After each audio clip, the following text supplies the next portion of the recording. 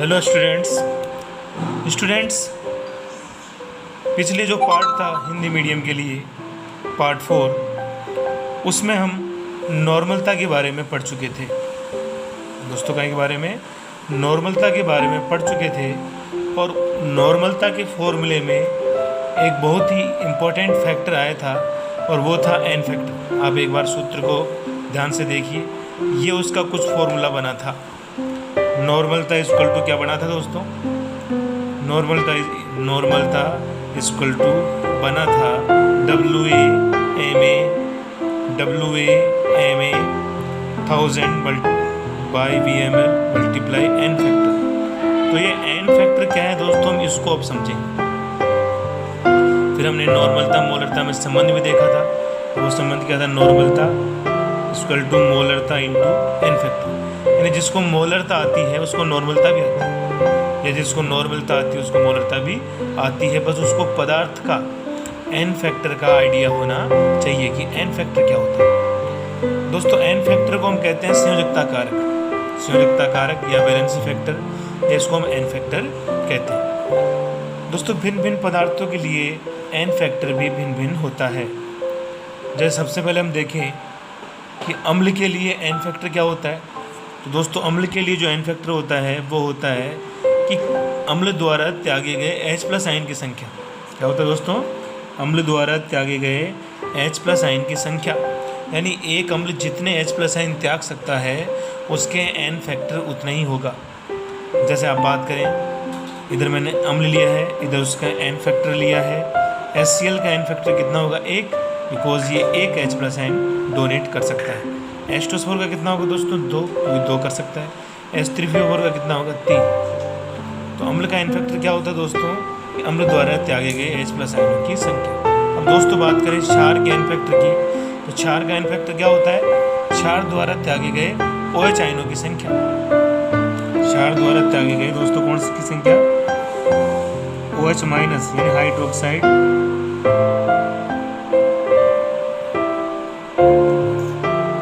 आयनों की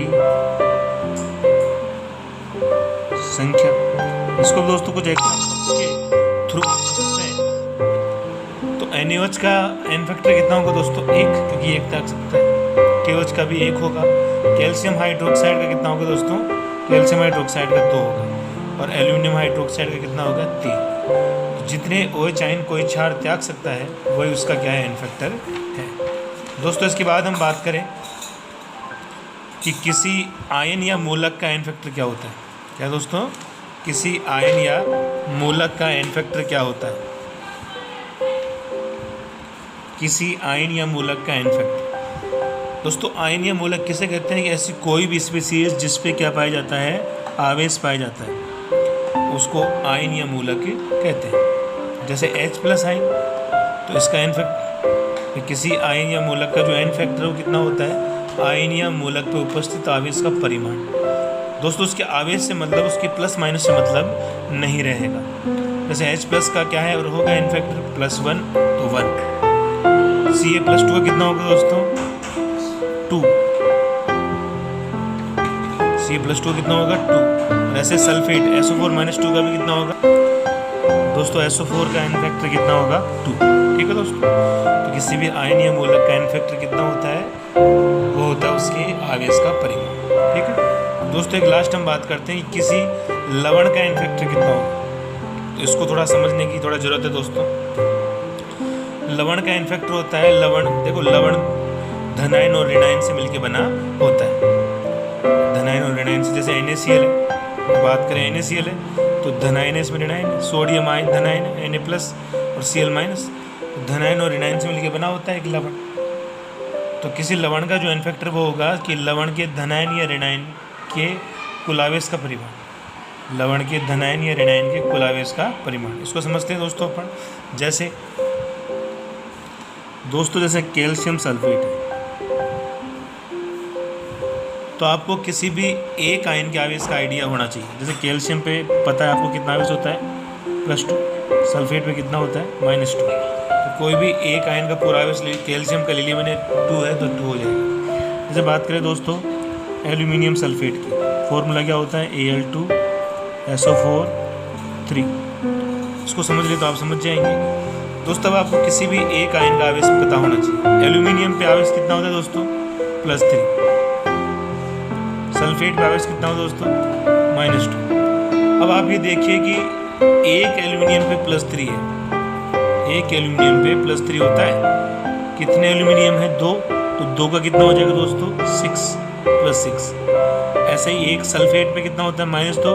कितने सल्फेट है दोस्तों? 3। तो 3 का कितना हो जाएगा? -6। दोनों बराबर ही आएंगे दोस्तों, एक प्लस में आएगा एक माइनस में आएगा। तो इसका कितना आया? 6 आया। तो इसका आयन फैक्टर कितना है दोस्तों? 6। जैसे एल्यूमिनियम क्लोराइड आप देखिए, तो एल्यूमिनियम का आपको पता है +3, Cl का पता है -1। तो अब देख लीजिए इतने एल्यूमिनियम एक ही है तो +3, 3 है Cl, तो -1 को 3 से मल्टीप्लाई करेंगे आप तो -3। तो कुल मिला के इसका आयन फैक्टर कितना आएगा दोस्तों? 3। तो ये आपको थोड़ा समझना है। कैल्शियम सल्फेट का कितना आएगा दोस्तों? 2। एल्यूमिनियम सल्फेट का कितना आएगा? 6। AlCl3 का कितना बताया मैंने? 3। और NaCl का कितना आएगा दोस्तों? 1। इस तरह आप किसी भी लवण का आयन फैक्टर निकाल सकते हैं। ठीक है दोस्तों। अब दोस्तों अपन बात करें विलयन के तनुकरण की, ये भी थोड़ा काम आएगा अपने। खैर RBSC में इतना काम का नहीं है, बट CBSE में काम का है दोस्तों। विलयन का तनुकरण क्या होता है? किसी भी विलयन को तनु करने की प्रक्रिया उसका तनुकरण कहलाता है। किसी भी विलयन को तनु मतलब होता है पतला करना, डाइल्यूट करना। तो किसी भी विलयन को तनु करने की प्रक्रिया उसका तनुकरण कहलाता है। अब तनु कैसे किया जाता है? या तो उसमें विलायक मिलाया जाता है या उसकी सांद्रता कम की जाती है। तो किसी विलयन में विलायक मिलाने या सांद्रता कम करना, किसी विलयन में विलायक मिलाने की प्रक्रिया या उसकी सांद्रता को कम करने की प्रक्रिया को क्या कहते हैं? तनुकरण कहते हैं। लेकिन जब भी किसी विलयन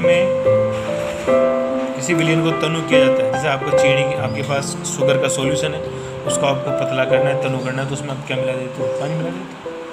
तो क्या हो जाता है? थोड़ा तनु हो जाता है, डाइल्यूट हो जाता है। तो दोस्तों तनु करना मतलब होता है पतला करना। तनु करने के लिए जनरली अपन क्या करते हैं? उसमें अधिक थोड़ा और मात्रा में क्या मिला देते हैं? विलायक मिला देते हैं। लेकिन दोस्तों जब अपन विलायक मिलाते हैं तो उस तनुकरण के दौरान विलय के मोल क्या रहते हैं दोस्तों? नियत रहते हैं। तनुकरण के पहले जो विलय के मोल रहते हैं, तनुकरण के बाद भी वही विलय के मोल रहते हैं। जैसे मान लीजिए तनुकरण के पहले सॉल्यूशन में शुगर के 2 मोल थे, तो तनुकरण के बाद भी वो कितने मोल रहने वाले हैं? 2 मोल ही रहने वाले हैं। ठीक है दोस्तों। तो विलय के मोलों की संख्या नहीं बदलती है। ठीक है दोस्तों। तो किसी भी विलायक में, किसी भी विलयन में विलायक को मिलाना या उसकी सांद्रता को कम करना उसका तनुकरण कहलाता है। और तनुकरण के दौरान क्या रहता है दोस्तों? विलयन का जो विलयन में उपस्थित जो विलय के मोल होते हैं वो क्या होते हैं? नियत रहते हैं। अब दोस्तों हम देखें, जैसे हमारे पास एक सॉल्यूशन है,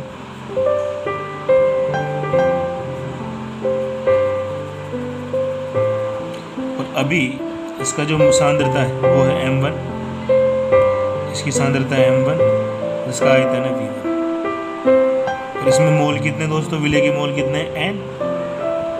फिर दोस्तों हम बात करें इसमें हमने थोड़ा सॉल्यूशन ऐड कर दिया, वाटर ऐड कर दिया, थोड़ा इसमें विलायक ऐड कर दिया, और आयतन चेंज होगा, सांद्रता भी चेंज होगी। अब मान लीजिए इसकी सांद्रता कितनी है? m2, आयतन कितना हो गया? v2। मान लीजिए इतना हो गया, लेकिन विलय के मोल कितने रहेंगे? n ही रहेंगे। अब दोस्तों आप जरा गौर कीजिएगा, मोलरता का सूत्र क्या था दोस्तों? मोलरता का सूत्र क्या होता है? मोलरता इक्वल टू होता है विलय के मोल बटा विलयन का आयतन। यही होता है, ये बताया ना, विलय के मोल बटा विलयन का आयतन। ठीक है। अब देखो दोस्तों, यहाँ से हम देखें पहली कंडीशन के लिए तो सांद्रता कितनी है? m1, विलय के मोल कितने हैं? n, और ये कितना है? v। समीकरण नंबर 1। द्वितीय कंडीशन के लिए देखें तो m2 equal to n upon v2, समीकरण नंबर 2। अब समीकरण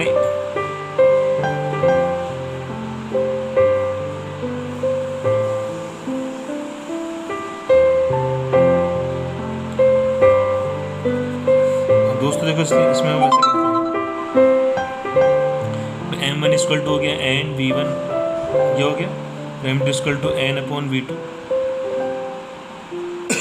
अब समीकरण 1 और 2 को हम बराबर कर लेते हैं।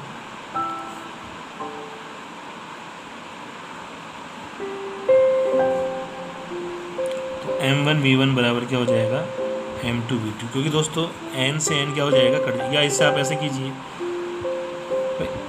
आप पहले ऐसे कीजिए कि n की वैल्यू आप निकालिए, M1 equal to N upon V1 और n इक्वल टू क्या हो जाएगा, M1 V1। ये समीकरण नंबर 1 कर लीजिए। M2 equal to N upon V2, फिर इसी को आगे बढ़ा के n इक्वल टू क्या हो जाएगा, M2 V2 समीकरण नंबर 2। अब कर लीजिए समीकरण 1 और 2 से क्या हो जाएगा, n से n कैंसिल हो जाएगा दोस्तों, और M1 V1 equal to M2 V2। तो तब भी विलीन का तनुकरण कर रहे होते हैं तो अपन ये वाला फॉर्मूला हम लगाते हैं दोस्तों, M1 V1 equal to M2 V2। यहाँ पे M1 क्या है, पहले विलीन की मोलरता, V1 पहले विलीन का आयतन, तनुकरण के पहले की बात होगी, और M2 तनुकरण के बाद की बात होगी। तनुकरण के बाद विलीन की मोलरता, तनुकरण के बाद विलीन का आयतन। ठीक है दोस्तों, तो ये भी काम आता है, खासकर CBSE में काम आएगा। अब दोस्तों हम कुछ न्यूमेरिकल्स कर लेते हैं जो कि RBC के हैं स्पेशली, ध्यान से आप समझिए। सिंपल है न्यूमेरिकल RBC लेवल पे। दोस्तों सबसे पहला न्यूमेरिकल ये आता है हमारे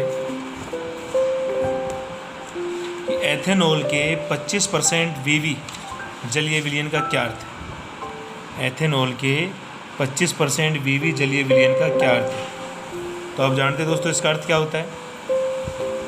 तो मैंने आपको बताया था कितना परसेंट VV है दोस्तों, 25% VV है।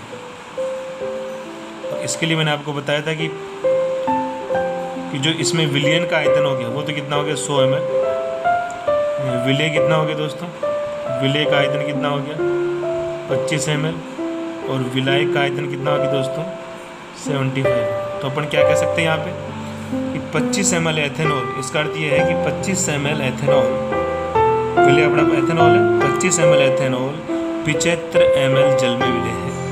या हम कह सकते हैं कि 25 ml एथेनॉल 100 ml विलयन में उपस्थित है। तो यह लिख क्या होगी कि इसका अर्थ क्या है, 25% VV का अर्थ होता है कि 25% एथेनॉल 100 ml विलयन में उपस्थित है। या क्या कह सकते हैं, 25% एथेनॉल 75 ml जल में उपस्थित है। ये दोस्तों हो गया।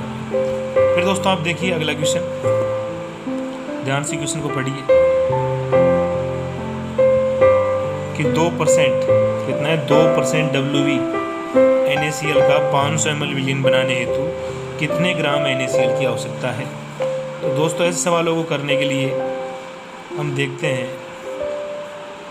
कि 2% WV जलीय विलयन, 2% WV NaCl का 500 ml। तो दोस्तों यहाँ पहले आप देखिए कि दिया क्या है।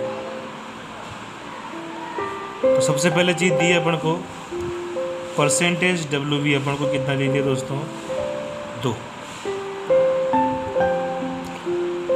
ये 500 ml के क्या दे दिया दोस्तों, विलयन का आयतन।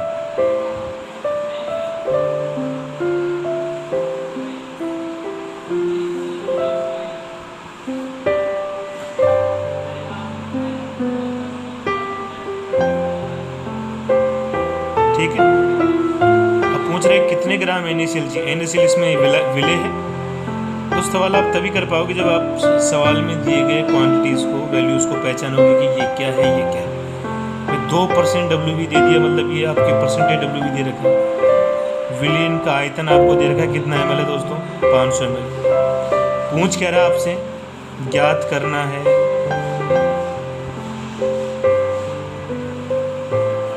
तो आपको WA ज्ञात करना है, विलय का द्रव्यमान आपको ज्ञात करना है, NaCl का द्रव्यमान। अब जो चीज़ दे रखी है उसी का आप फॉर्मूला याद कीजिए। वी नो दैट, हम जानते हैं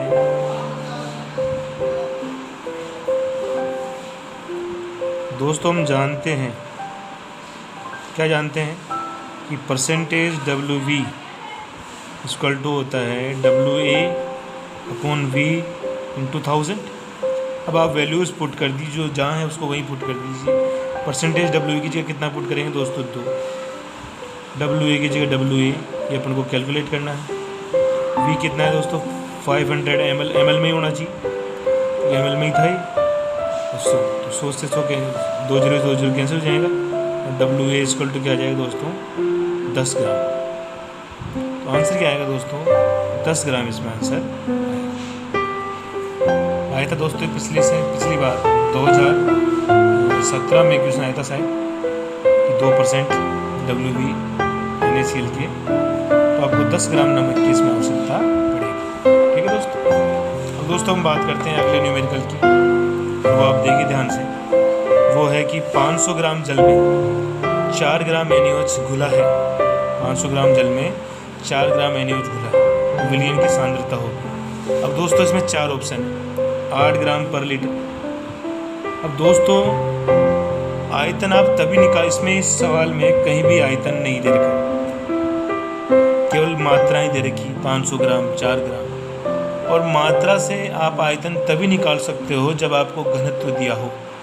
जब आपको क्या दिया हो, तो क्या इसमें आपको घनत्व दिया है, नहीं दिया है, तो आप ज्ञात नहीं कर सकते हो ग्राम पर लीटर, या आप ज्ञात नहीं कर सकते हो क्योंकि इसमें आपके पास आयतन नहीं। नॉर्मलता भी आप ज्ञात नहीं कर सकते हो क्योंकि नॉर्मलता के लिए भी आपको विलयन के आयतन की आवश्यकता पड़ेगी। आप मोलरता भी ज्ञात नहीं कर सकते हो कि मोलरता के लिए भी आपको आयतन की आवश्यकता पड़ेगी। तो फिर आपके पास एक ही ऑप्शन बचता है कि आप क्या ज्ञात कर सकते हो, मोलरता। चलिए हम ज्ञात करके देखते हैं कैसे ज्ञात होगा ये।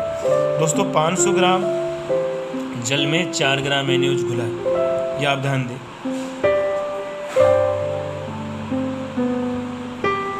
तो 500 ग्राम जल, तो जल दोस्तों क्या हो जाएगा, ये विलायक की मात्रा हो जाएगी WP। कितने ग्राम ये दोस्तों हम लिख देते हैं दिया 500 ग्राम आपको क्या दे दिया दोस्तों। अच्छा ग्राम आप GM भी लिख सकते हो, G भी लिख सकते हो। 500 ग्राम जल में, एक बार दोबारा देखते हैं। 500 ग्राम जल में 4 ग्राम NaOH घुला है। अब 4 ग्राम NaOH घुला है, तो ये हो जाएगा आपके WA। कितना ग्राम हो जाएगा दोस्तों 4 ग्राम। अब दोस्तों आप एक बार थोड़ा मोलरता का फॉर्मूला भी याद कीजिए, नीचे लिख देता हूँ मैं। फॉर्मूला क्या होता है, M = WA MA WB। Formula आपको याद होना चाहिए, बिना फॉर्मूला आप नहीं कर पाओगे। WB ग्राम में अगर होगा तो ऊपर क्या आएगा दोस्तों 1000, यही है। तो दोस्तों आपके पास WA आ गया, ये रहा WB आ गया। अब आपको किसी जरूरत है MA, तो विलय का जो अणुभार है MA है, तो NaOH का दोस्तों अणुभार कितना होता है, या तो आपको दिया होगा या आपको ज्ञात भी करना कर सकता है। Na का परमाणु भार, सोडियम का परमाणु भार कितना होता है 223, ये वैसे नॉर्मल थिंग आती है सभी बच्चों को। सोडियम का कितना होता है परमाणु भार 23, हाइड्रोजन का कितना होता है 1 और ऑक्सीजन का कितना होता है 16। तो ये दोस्तों आपके आएगा 40 ग्राम प्रति मोल। ठीक है दोस्तों। अब आप ये वैल्यूज पुट कर दीजिए यहाँ पे, इधर मैं पुट कर देता हूँ। WA कितना है दोस्तों 4, MA कितना है 40, WB कितना है दोस्तों 500, ये कितना है दोस्तों 1000। 3 0 से 3 0 दोस्तों कैंसिल, 4 से 4 कैंसिल, तो ये आ गया 1/5। 1/5 के हिसाब से आप देखो तो 0.2 मात्रक क्या आएगा दोस्तों, मात्रक kg प्रति लीटर, या फिर क्या कर सकते हो दोस्तों 0.2 m, क्या आप कर सकते हो। आप आंसर देखिए इसमें कौन सा आंसर आएगा दोस्तों, C आंसर आपके आएगा। इसका आंसर होगा C 0.2 m। ठीक है दोस्तों।